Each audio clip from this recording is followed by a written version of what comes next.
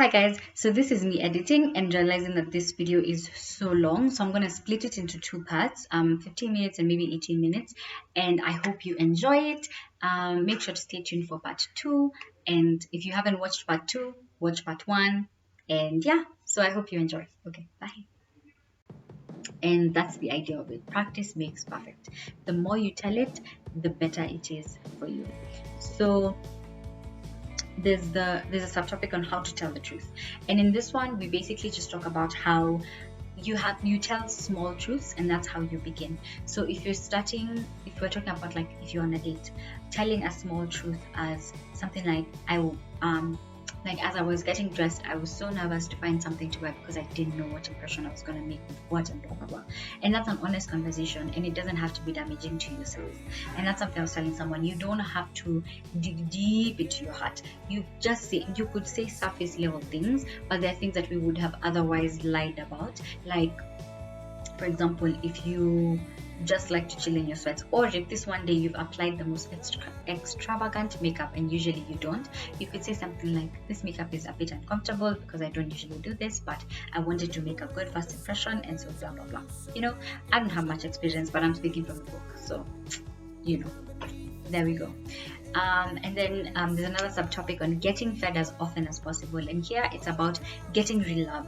When you have real love enough in your life, then rejection does not hurt you as much as it does. We talked about having, in chapter 3, I talk about the, like, 20 million versus $2 kind of thing, and where it's like, if you have so much in your bank, then this little that's taken away doesn't mean as much as if you had nothing in your bank and this little is taken away. So it's very important to surround yourself with people who can give you real love, because something that he said is, actually, when you get into a relationship with somebody and you don't have enough real love in your life, then you use imitation love. So first of all, you attract this person, this is imitation love, and then you use getting and protecting behaviors to get what you want until it doesn't work, and then now you've broken up, now you're fighting actually, and you're like, how are we fighting? It started so well, blah blah. But the truth is that the foundation of that relationship was not good, and so the point of this is to work on the foundation so that you don't have problems later on. Okay, so participating in a loving group is also something you can do in order for you to be able to have enough real love. So have a group of friends, discuss about the book Real Love is Dating. Highly recommend you read the book. Highly recommend, actually, here's something else that you can do. You could send people the videos, they could watch these videos, and you guys can discuss the videos and the things that I talk about in these videos. Also read the book. I think it's very important. There's things I'm not mentioning which I think will help a lot. So yes, have that kind of thing. Make sure that you're in a group of people that are showing you real love. I think for me, and this is something I may talk about in my February recap, is because this month has been so up and down, but on my birthday I received so much love from people that it reminded me how much I'm loved, and so that's something that I'm genuinely planning to hold on to, because I feel like these days more often I feel as if I don't have love, but I know that people love me. So having all those messages that I was sent from people that I really, really care about was such good reassurance that I am loved, and that's something that I really needed at that time especially. So yeah, that's something that's important, participating in a loving group of people. So the effects of feeling real love. The people around us told us repeatedly, though almost always unintentionally, that they loved us less when we didn't do what they wanted. From these people who literally taught us the nature of the world, we came to believe that we were not worth loving. Before we can eliminate the effects of that awful message, we must experience real love consistently for a significant period of time. Once you have sufficient real love from friends, family, and others, you'll feel like you have $20 million all the time, and then you won't have a desperate need for the $2 any one person will or will not give you in any given moment. With real love, we enter into relationships with a desire not just for what we can get for ourselves, but with a desire to love others. Under those conditions, healthy and mutually rewarding relationships become possible.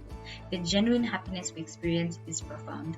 And I think this is in chapter 2 or chapter 1, I can't remember, but we talk about how as we're growing up, you basically do something wrong and someone shows you that they're upset with you, and then you do something right and they praise you, and you realize that and in your brain you actually register that as, if I do this then I will be loved, and if I do this then I will not be loved. And so it becomes that even if something is actually inherent to your nature, you may stop doing it because you feel like you will not be loved if you do it. And the point of this book, Real Love, is for you to discover who you truly are, and for you to be able to convey who you truly are to the people around you, for the people around you to love you for who you are. Because there's no point of people loving a fake you, because that's not you, and you're never gonna feel loved because you know you're being fake. And so the point of having real love in your life is that you're not looking for imitation love anymore. You are wanting to go into the depth of it, because imitation love, what it does is it's like a bandage to a very large wound. And so it doesn't really help you, right? It'll help you for 2 seconds, and then after those 2 seconds, it's done, like it's finished.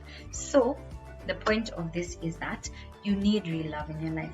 When you have real love, then all this other imitation love stops to matter. But what if people don't like the truth about me? I know that's something, and I mentioned it earlier, like what if people do, what do we do about that fear? Because when you listen to the first 20 minutes of this video, I'm basically just saying, do this, throw it to the wind, blah blah blah.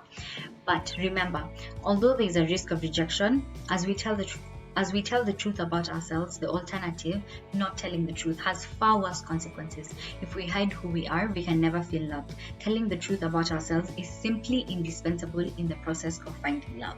And that's something that I've mentioned before. The second reason is, the second thing you should remember is, we shouldn't be looking for acceptance from everyone. That's an unreasonable expectation and a formula for constant disappointment.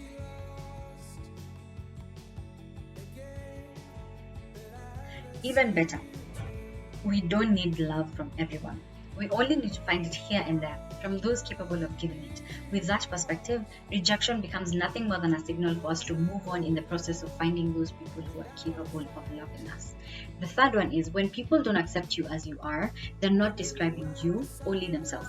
When people don't accept you as you are, they're saying, I can't accept and love you unconditionally because I'm feeling unloved and empty. I need you to change in order to make my life easier in some way.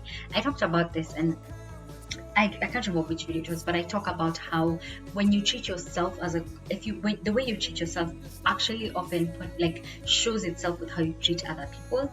When you love yourself and when you give yourself grace, then your ability to love other people and give other people grace is just unsurmountable. Honestly speaking, I found that as I've grown in my self-esteem and in loving myself, I've seen that my ability to love other people is so immense, not immense necessarily, because I'm still working on it. Some things still really annoy me, but I realize that I'm only human and you are only human, and if you're doing the things that you're doing, then there's a reason for it. Maybe I don't know the reason, and I'm still working on loving people the best way that I can. But the point is that if you love yourself, then the things that annoyed me, I remember in the past, don't annoy me anymore. And it's not about growing up, and it's not about anything like that. It's just about giving people grace and realizing that people are imperfect, and you cannot force them to do what you want them to do. All you can do is actually act yourself. So whatever people do, you have to make sure that you have control over your own actions. Unloving people are drowning themselves. That has nothing to do with you, so don't make it about you. I talk about the drowning man in chapter 3. I'm going to link chapter 3 down below and you can watch that. So the need for real love before you start dating. Do not begin dating until you have enough real love that you are not consumed by emptiness and fear. Because what happens is, if you don't have enough real love, then when you're going out to date, then you're looking for this real love, right? And so higher chances of you falling into imitation love and just, downward spiral. So the purpose of dating. The first one is to practice sharing who you are with others. The second one is to find people who are capable of being truthful and who have a sincere interest in learning to love unconditionally. And that's going to be talked about in chapter 5. So what we're going to talk about here is practice sharing who you are with others. The idea of telling the truth. And so telling the truth on a date. So here, he gives an example of, if you went into a restaurant and the waiter gave you a menu and you looked at the food and you pointed at something, and then the waiter came out with a picture of the food that you had just pointed at. Now, would you actually feel full by this picture. You know, like you look at the food and it looks nice, but then now you're hungry, right? Like, so what's feeling that? And that's the idea of imitation love. You're looking at the picture, but you're not really feeling anything. It's not like suppressing your hunger, nothing. You're just looking at a picture, and if anything, it's making you more hungry.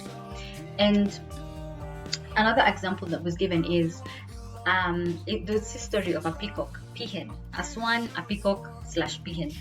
So a female peacock is called a peahen. This swan basically was looking for love, and it saw this peahen and she was like, oh my god, this peahen is so beautiful. So this swan began to act like a peacock. So it decided to stay around peacocks enough to act like a peacock, right? So yeah, so it decided to act like a peacock, and it did for a while, but it didn't work, because then when it came to like the things that peacocks do and swans, they're very, very different from each other, right? And so when it comes to like their feet and the things that they are adapted to do are very, very different. So this swan cannot do what peacocks usually do, and so that becomes an issue. Another story that he brings up is this guy called Dave, who went to a bar and he decided he's going to have an Australian accent this night, and this Australian accent actually got him so many like women's attention, right? And so he got all this attention. He finally got a girlfriend through that Australian accent. They moved in together, and then she realizes his homie isn't even Australian, and a lot of the things he had said was not true, because of course a lot of the things he was saying was a lie, because he's not Australian. So they end up breaking up. So that whole thing of like looking like something that you're not, you know, you need to stop. So telling the truth about yourself on the first few dates. So I'm out here giving you a bit of tips, right? So don't be in a rush. Don't vomit your entire life on a first date. Share yourself gradually and sensibly. Some things about yourself, more intimate, private matters, are better shared after a relationship is more established. For example, last week when you called to ask me out, you asked if I had anything else to do tonight, and I told you I'd have to check my calendar first. I lied. I told you I'd have to check the calendar because I didn't want to look eager. Tell the truth about yourself gradually. Start with something simple and non-threatening, and if your partner demonstrates a lack of interest, or if he or she is obviously judgmental, you've learned that this person is most certainly not interested in learning about you. Quit sharing yourself. You do not have to be accepted by that particular person in order to be happy. Go back to talking about shopping or weather or football, and you won't have lost a thing by trying to be truthful. Exercises for telling the truth with a date. You can play this game, 20 questions. Some of the questions you can ask, so some of the questions you can ask are: describe a time you lied to a date and why. I'm going to leave the questions down below because I'm trying not to make this video too long. So I'm going to leave the questions that you can ask down below if that's something that you want to know. But yeah, the point of this topic is actually just that. Like, telling the truth about yourself is so important, because then you establish who's there for you and who's not there for you. So what if your date doesn't like the truth about you? When in doubt, tell the truth right from the beginning.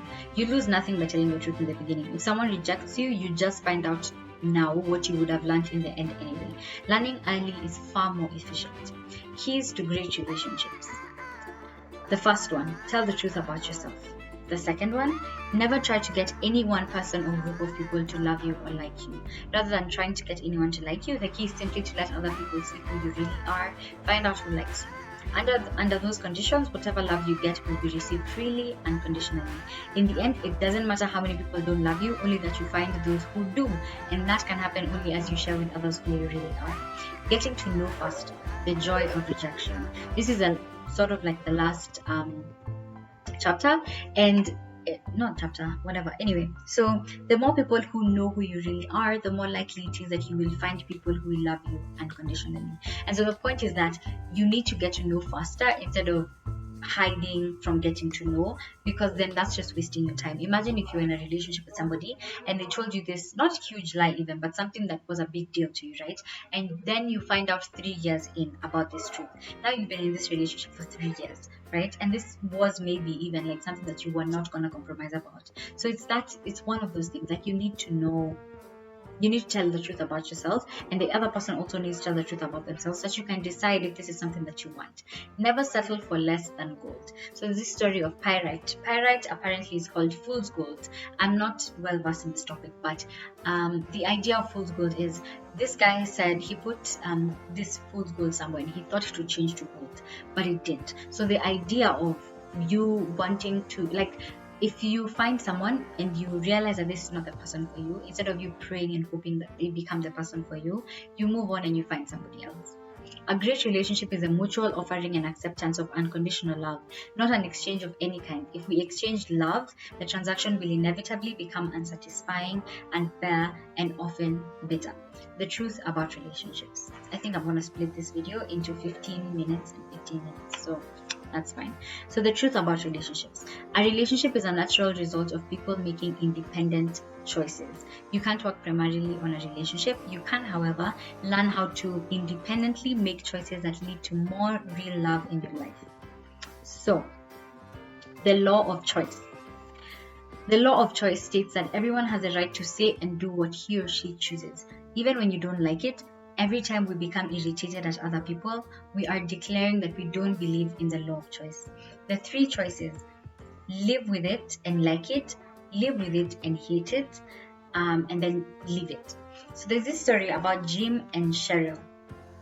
And it's this relationship where Cheryl comes to see this psychiatrist and he says, okay, you seem like you're unhappy in this relationship, right? So you have 3 options: live with it and like it, live with it and hate it, leave it. So currently she's in live with it and hate it. She probably is not going to like it, right? So he says, are you ready to leave it? She's like, no. So he's like, fine. The problem here is you don't have enough real love. So you need to go and look for real love from other people who are not trying to pursue you romantically.